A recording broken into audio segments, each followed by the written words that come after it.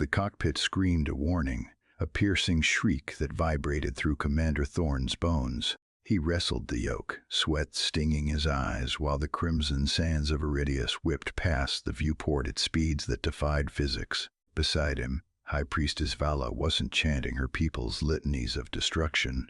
She was holding on, her knuckles white, her gaze locked on him with a terrified intensity that had nothing to do with the warlord Kale's blockade forming in the upper atmosphere. "They are locking weapons," she shouted, her voice cutting through the roar of the straining engines. "Let them," Thorne gritted out, banking the ship hard enough to pull G's that would crush a lesser pilot. "We have the payload. We have the truth." He glanced at her, his eyes dropping momentarily to her midsection where her hand rested protectively. Two species, one impossible heartbeat. The Galactic Council would call it an abomination. They would call it the end of the war. "Hold on, Vala," he commanded, the raw, reckless Terran spirit flaring within him as he armed the thrusters. "We are punching through. 12 hours earlier. The quiet on Iridius was deceptive. It was a classic death worlder, paradise-scorching heat, crushing gravity, and silica storms that could strip flesh from bone in seconds. Commander Thorne stepped out of his dropship, the heat shimmering off the plating like a mirage. He scanned the horizon, expecting an ambush, a trap, or a battalion. He didn't expect her. High Priestess Vala stood amidst the ancient ruins of the communications array, her alien silhouette sharp against the blinding sun. For years, she had been the face of the enemy, the cold architect of human defeat. "You are late, human," she said, her tone sharp, though her posture betrayed a rare exhaustion.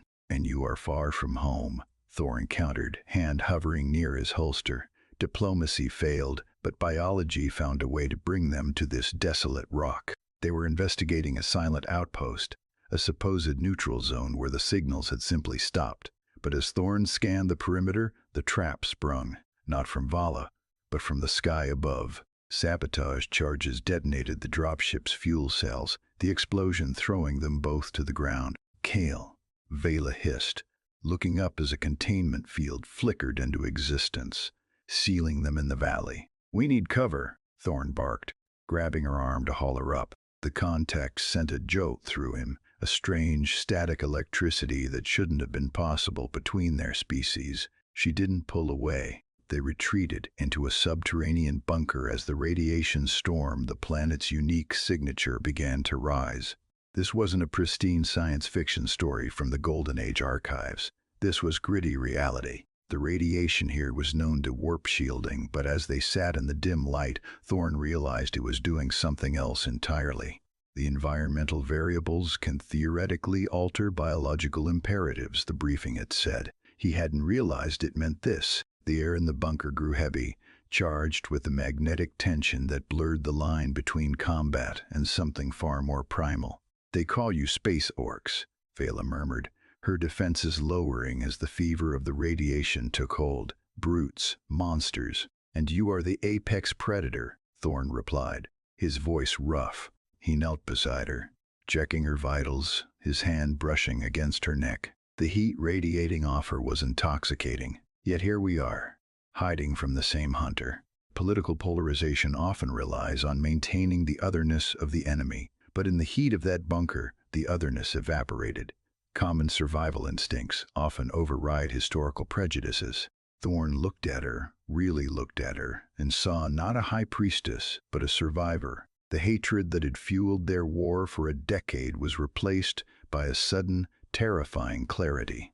The only thing deadlier than the war is the truth, and the truth was that they were no longer enemies. As the storm raged outside, burying their escape route in sand, Thorne realized that human ingenuity alone wouldn't save them. They needed something stronger. They needed to evolve. The comms panel exploded in a shower of sparks, forcing Thorne to fly blind. He banked the interceptor hard to the left, diving toward the churning sand dunes rather than the open sky. "What are you doing?" Vala demanded, though her hands were already flying across the auxiliary console, rerouting power to the forward shields. Her trust in him was absolute, a terrifying weight that settled in his chest. "I'm waking the neighbors," Thorne growled. He pushed the throttle to maximum, The ship screened toward the surface, the G-force pressing them into their seats. This was the epitome of HFY, the refusal to accept the impossible odds. Behind them, Kale's hunter-killer drones mimicked their descent, locking onto their heat signature. Thorn leveled out with meters to spare, the ship's belly skimming the crest of the dunes. He fired the seismic charges not at the enemy but directly into the sand below. The response was immediate. The ground didn't just shake, it ruptured. A colossal sand leviathan, disturbed from its slumber, erupted from the silica sea. It was a monolith of biology, a living mountain of scales and rage that eclipsed the sun. The beast snapped its jaws, catching 3 of Kale's drones in a single devastating bite. "Pull up!" Vala screamed, her eyes wide with a mixture of horror and awe. Thorn yanked the yoke back. The ship shot vertical, riding the shockwave of the beast's emergence. The blockade overhead faltered, their sensors blinded by the massive biological signature in the chaos below. It was the opening they needed. "Hold on to me," Thorn said, though he meant it more for himself. They punched through the atmospheric breach, leaving the confusion of Iridius behind. As the stars replaced the sand, silence reclaimed the cockpit. He slumped back, adrenaline crashing, and looked at Vala. She was trembling, hands still resting on her abdomen. "We made it," she whispered, the fierce high priestess replaced by something softer, something new. Thorn unbuckled and reached across the console, his hand covering hers. The heat between them was no longer just survival. It was a promise. When they materialized in the Council's jurisdiction, the reception was hostile. Weapons locked onto their crippled vessel. Warlord Kale was already there via hologram, spinning his narrative of human aggression. But Thorn and Vala didn't come with weapons. They came with data. They broadcasted the logs of Kale's sabotage, the manufactured war, and the falsified attacks. "That is a fabrication." Kale roared over the link. "Humans and my people cannot coexist. We are oil and water." Vala stepped into the transmission field. She looked regal, undeniable, and visibly changed. "You speak of impossibility," she said, her voice echoing through the grand chamber. "Yet you ignore the evidence of life." She displayed the medical scan taken in the bunker. It wasn't just data. It was a miracle. A dual helix structure, weaving Terran DNA with her own. A hybrid. The impossible heartbeat echoed through the council chambers, silencing the politicians and the generals. It was the ultimate sci-fi twist, not a weapon of mass destruction, but a creation of mass unity. The council, stunned into silence, looked from the warlord to the scan. The existence of the child shattered the foundation of the war. To destroy the parents would be to destroy the first bridge between their worlds.